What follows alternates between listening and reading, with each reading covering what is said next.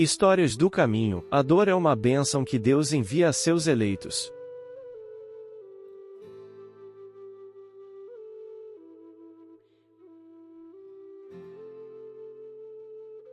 Naturalmente, todos nós, ao nos encontrarmos com as mais ásperas dificuldades da vida, nos lembramos que Deus nosso Pai está atento para conosco. Nestes momentos em que a dor nos visita, lembramos que Deus existe, e naturalmente procuramos ajuda, seja em uma casa religiosa, seja em um diálogo fraterno, e principalmente na oração. Observamos enfim que as orações são um ato de diálogo com o Criador, onde a criatura reporta suas maiores dores, dissabores, e mudando momentaneamente a polaridade mental, como explica de largo a física quântica. O campo físico vibra em notas mais elevadas, a glândula pineal vibra, o perispírito se expande e seja entre lágrimas de dor, ou na emoção de sentir a aproximação do benfeitor, compreendemos enfim que não estamos sozinhos. O período em que estamos experimentando na Terra é de grande valor à nossa evolução moral e espiritual. É um momento que os testemunhos pessoais denotarão a força da fé, o respeitou consigo e em benefício do próximo. É um momento especial que todos possamos dar um salto evolutivo para mais além desfrutarmos, todos, das benesses que a redenção verdadeira pode trazer. Porém, não nos esqueçamos da frase atribuída ao sábio filósofo Confúcio: toda mudança resulta em dor. Portanto, tudo consiste em trabalho digno, para que a mudança aconteça. Deixar os vícios e más tendências é trabalho árduo de mudança íntima. O trabalho em todos os sentidos é a grande força motriz que isso aconteça. Deixemos enfim o ócio da preguiça e comecemos a agir no bem, trabalhando com mais dedicação, amando de verdade, servindo a cada propósito que Deus nosso Pai nos confiar, com seres humanos e pessoas de bem. A dor é uma bênção que Deus envia a seus eleitos. Não vos aflijais, pois, quando sofrerdes, antes, bendizei de Deus onipotente que, pela dor, neste mundo, vos marcou para a glória no céu. Sede pacientes. A paciência também é uma caridade e deveis praticar a lei de caridade ensinada pelo Cristo, enviado de Deus. A caridade que consiste na esmola dada aos pobres é a mais fácil de todas. Outra há, porém, muito mais penosa e, conseguintemente, muito mais meritória, e a de perdoarmos aos que Deus colocou em nosso caminho para serem instrumentos do nosso sofrer e para nos porem à prova a paciência. A vida é difícil, bem eu sei. Compõe-se de mil nadas, que são outras tantas picadas de alfinetes, mas que acabam por ferir. Se, porém, atentarmos nos deveres que nos são impostos, nas consolações e compensações que, por outro lado, recebemos, havemos de reconhecer que são as bênçãos muito mais numerosas do que as dores. O fardo parece menos pesado, quando se olha para o alto, do que quando se curva para a terra a fronte. Coragem, amigos! Tendes no Cristo o vosso modelo. Mais sofreu ele do que qualquer de vós e nada tinha de que se penitenciar, ao passo que vós tendes de expiar o vosso passado e de vos fortalecer para o futuro. Sede, pois, pacientes, sede cristãos. Essa palavra resume tudo. Podem as preces, que por nós mesmos fizermos, mudar a natureza das nossas provas e desviar-lhes o curso? As vossas provas estão nas mãos de Deus e algumas é que têm de ser suportadas até ao fim, mas Deus sempre leva em conta a resignação. A prece traz para junto de vós os bons espíritos, e dando-vos estes a força de suportá-las corajosamente, menos rudes elas vos parecem. Hemos dito que a prece nunca é inútil, quando bem feita, porque fortalece aquele que ora, o que já constitui grande resultado. Ajuda-te a ti mesmo e o céu te ajudará, bem o sabes. Demais, não é possível que Deus mude a ordem da natureza ao sabor de cada um, porquanto o que, do vosso ponto de vista mesquinho e do da vossa vida efêmera, vos parece um grande mal é quase sempre um grande bem na ordem geral do universo. Além disso, de quantos males não se constitui o homem o próprio autor, pela sua imprevidência ou pelas suas faltas? Ele é punido naquilo em que pecou. Todavia, as súplicas justas são atendidas mais vezes do que supondes. Julgais, de ordinário, que Deus não vos ouviu, porque não fez a vosso favor um milagre, enquanto que vos assiste por meios tão naturais que vos parecem obra do acaso ou da força das coisas. Muitas vezes também, as mais das vezes mesmo, ele vos sugere a ideia que vos fará sair da dificuldade pelo vosso próprio esforço.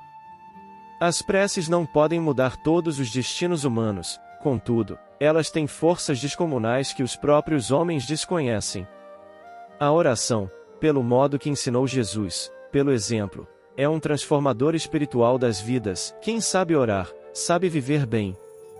A prece traz para junto de nós os espíritos elevados, desde quando sejam elevados os nossos sentimentos. Convém ao espírito, encarnado ou não, estudar a força da oração, exercitar-se na prece diariamente, até dominar as forças que pode atrair com ela, mas sempre em trabalho digno. Não se brinca com as forças divinas em expansão no universo, mas que emanam do próprio Deus, na luz do seu amor. Quando se sabe orar, mesmo que seja em favor de alguém que sofre, o mais beneficiado é quem ora, recebendo assistência dos bons espíritos, e na transfusão de trocas superiores, a energia que se acumula pela oração, cura, alegra e nos encaminha para uma vida melhor. O ajuda-te a ti mesmo e o céu te ajudará é verdade que ilumina os de boa vontade. Precisamos conhecer a nós mesmos, e isso somente o tempo nos pode ensinar com proveito.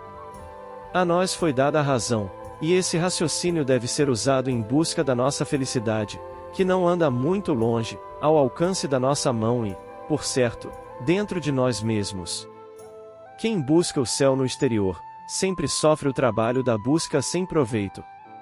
Quem desejar o céu, que comece a mudar por dentro, conforme nos ensina o Evangelho de Jesus, que, ao seu redor, como que por encanto, tudo passará a se transformar e o céu que tanto procurava no exterior surgirá em sua consciência, e não só ele, mas Deus e Cristo, a lhe ensinar as primeiras letras do alfabeto divino. Tornamos a dizer, sem atropelos no raciocínio, que deves conhecer Jesus, estudar Jesus, respirar Jesus e amar a Jesus, pois ele é o alimento de todas as criaturas radicadas na terra. Muitos dizem que ele nos deixou e foi embora. Como se enganam esses que assim pensam? Escuta o que ele mesmo falou, anotado no Evangelho por João, no capítulo 14, versículo 28. Ouvistes o que eu vos disse. Vou e volto para junto de vós, se me amasseis, alegrar-vos-ieis, de que eu vá para o Pai, pois o Pai é maior do que eu. Não disse o Mestre que voltaria para junto de nós? Por que não confiar na sua palavra? Nunca ele nos enganou, e na verdade ele já voltou, e a humanidade não conheceu a sua volta. Ele veio por intermédio da doutrina dos Espíritos e aí se encontra derramando para todo o seu rebanho a palavra de amor e de sabedoria, palavras que ajudam, que consolam e instruem. Para que a sua volta pessoal, citemos, todas as criaturas, a sua presença, por intermédio dos seus agentes mais categorizados, dando pão a quem tem fome, vestindo os nus, levantando os encaídos, amparando os estropiados, visitando os enfermos e dando esperança aos encarcerados?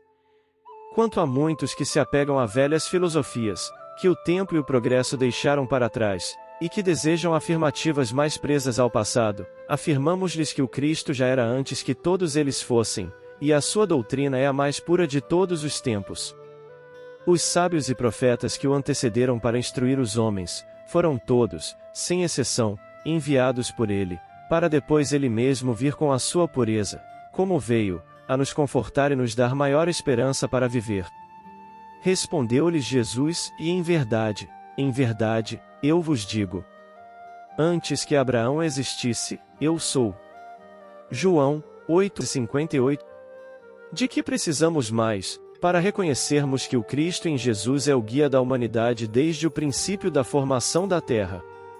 A humanidade se encontra em duras provas, não vamos mudar seu destino, mas podemos aliviar as provas, se soubermos orar. Desertar da luta. Quem deserta da luta, por achar que a luta está muito grande, não tenha dúvida e vai encontrar uma luta muito maior pela frente. A proteção de Santo Antônio. Conta-nos venerando amigo que Antônio de Pádua, no luminoso domicílio do plano superior, onde trabalha na extensão da glória divina, Continuamente recebia preces de pequena família dos montes italianos. Todos os dias, era instado a prestar socorros e elevava-se com as incessantes manifestações de tamanha fé. O admirável taumaturgo, por vezes, nas poucas horas de lazer, recreava-se anotando o registro dos petitórios, procedentes daquele reduzido núcleo familiar. Sorria, encantado, relacionando-lhe as solicitações. O grupinho devoto suplicava-lhe a concessão das melhores coisas. Lembrava-lhe o nome, a propósito de tudo. Nas enxaquecas dos donos da casa. Nos sonhos das filhas casadouras. Nos desatinos do rapaz. Nos sapatos das crianças. O santo achava curiosa a repetição das rogativas. Variavam de trimestre a trimestre, repetindo-se, porém, cronologicamente. Assim é que determinava aos colaboradores o fornecimento de recursos sempre iguais, de conformidade com as estações. Dinheiro e utilidades, socorro e medicação, alegria e reconforto. Reproduziam-se os votos, na atividade rotineira, quando Santo Antônio, reparando, mais detidamente, as notas de que dispunha, verificou, surpreso, que aquele punhado de crentes confiantes não apresentará, ainda, nenhum só pedido de trabalho. O protetor generoso meditou, apreensivo, e como a devoção continuasse, fresca e ingênua, por parte dos beneficiários, deliberou visitá-los pessoalmente. Expediu aviso prévio e desceu, no dia marcado, para verificações diretas. Desejava inteirar-se de quanto ocorria. De posse da notificação, Celestino, inteligente cooperador espiritual dele, veio esperá-lo, não longe da residência humilde dos camponeses. O iluminado solicitou notícias e o companheiro de boas obras respondeu, respeitoso: em breve, sabereis tudo.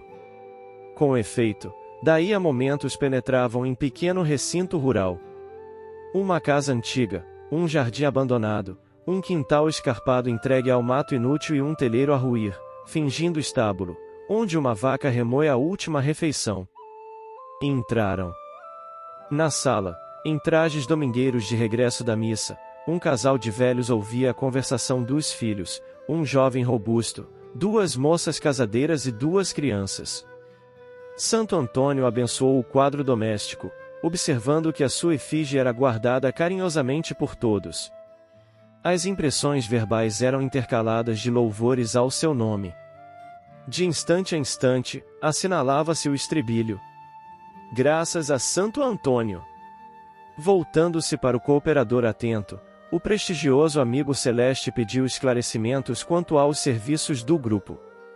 Foi informado, então, de que nenhum dos membros daquela comunidade possuía trabalho certo, convenientemente remunerado. Celestino, aliás, terminou sem circunlóquios. O pessoal gira em torno de uma vaca, que torno participante de vossas bênçãos. Como? Indagou o santo, admirado. O pai, que se diz doente, angaria capim, de modo a alimentá-la. As jovens ordenham-na 2 vezes por dia. O rapaz conduz o leite à vila para vender. Bolinha, a vaca protetora, sai do quintal somente 5 dias por ano, quando passeia junto a rebanho próximo. É obrigada a fornecer 6 a 8 litros de leite, em média diária, e um bezerro anualmente. A dona da casa envolve-a em atmosfera de doce agasalho e os meninos escovam-na, cuidadosamente. Apesar disso, porém, vive abatida, entre as cercas do escarpado curral. Sabendo nós quanto amor consagrais a esta granja, repartimos com a humilde vaquinha as dádivas incessantes que vossa generosidade nos envia. Desse modo, garantimos-lhe a saúde e o bem-estar, porquanto, se a produção dela cair, que sucederá aos vossos despreocupados devotos? Bolinha é tudo o que lhes garante o pão e a vestimenta de hoje e de amanhã. Antônio dirigiu-se ao estábulo, pensativo.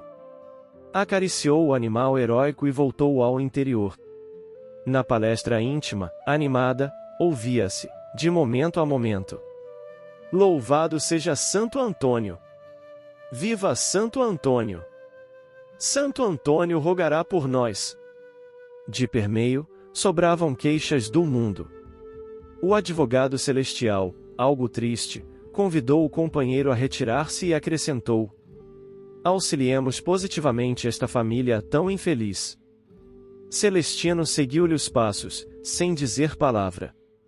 Antônio acercou-se da vaca, levantou-a, e sem que Bolinha percebesse guiou-a para o alto, de onde se contemplava enorme precipício. Do cimo, o santo ajudou-a a projetar-se rampa abaixo. Em breves segundos, a vaca não mais pertencia ao rol dos animais vivos na terra. Ante o colaborador assombrado, explicou-se o taumaturgo.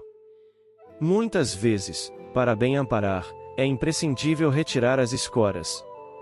E voltou para o céu. Do dia seguinte em diante, as orações estavam modificadas. Os camponeses fizeram solicitação geral de serviço e, com o trabalho digno e construtivo de cada um, a prosperidade legítima lhes renovou o lar, carreando-lhes paz, confiança e júbilo sem fim. Quantos benfeitores espirituais são diariamente compelidos a imitar, no mundo dos homens encarnados, a proteção de Santo Antônio? Resgates e lições. A dor é uma bênção que Deus envia aos seus eleitos. Não vos aflijais, pois, quando sofrerdes, mas bendizei, ao contrário, o Deus Todo-Poderoso que vos marcou pela dor nesse mundo para a glória no céu. O Evangelho segundo o Espiritismo, Allan Kardec, edição ID, capítulo 9, item 7. Novamente, a Senhora Dona Dor, para nos experimentar, bateu às nossas portas.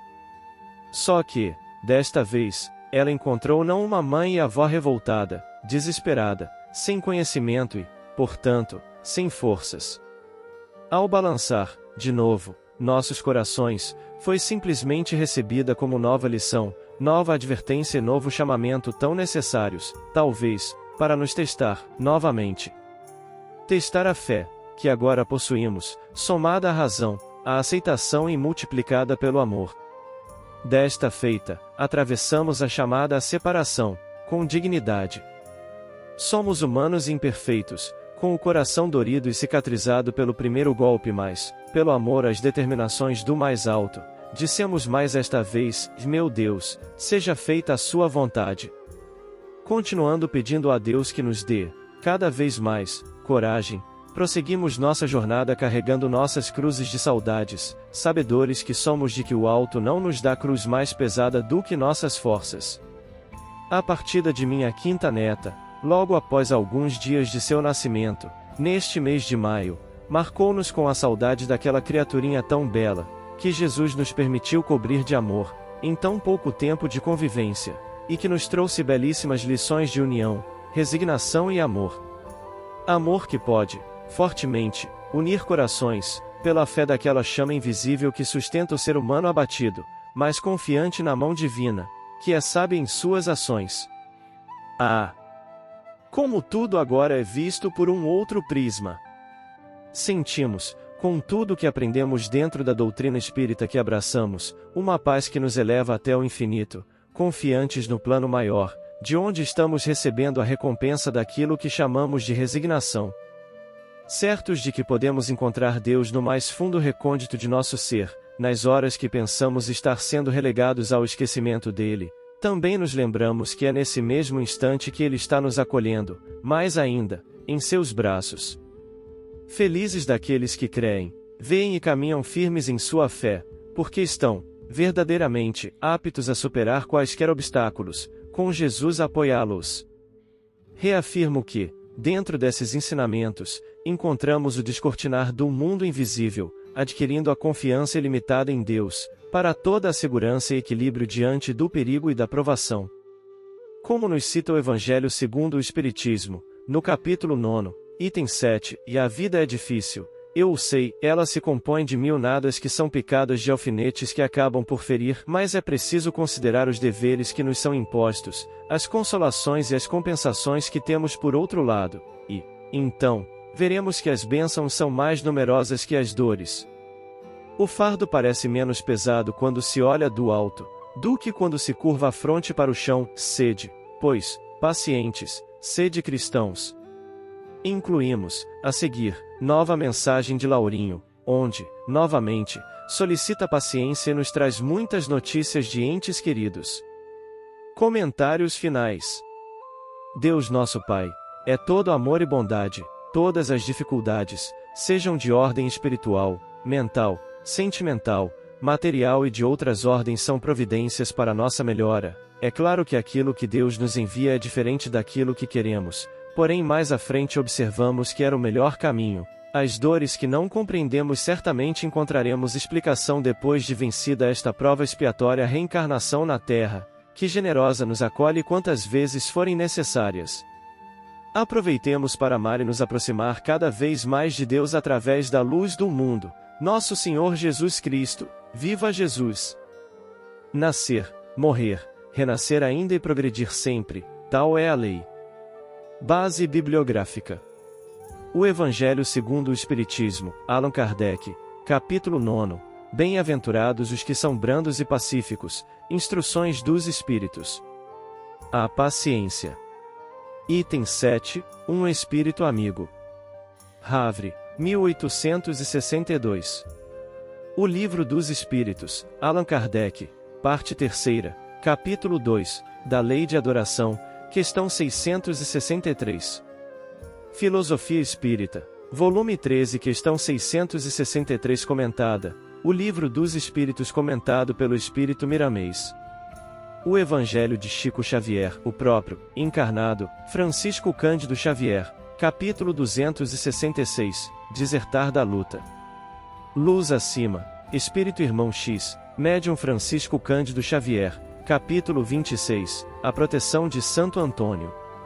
Antenas de Luz, Espírito Priscila Pereira, Médium Francisco Cândido Xavier, Mensagens Familiares de Laurinho, capítulo 7, Resgates e Lições.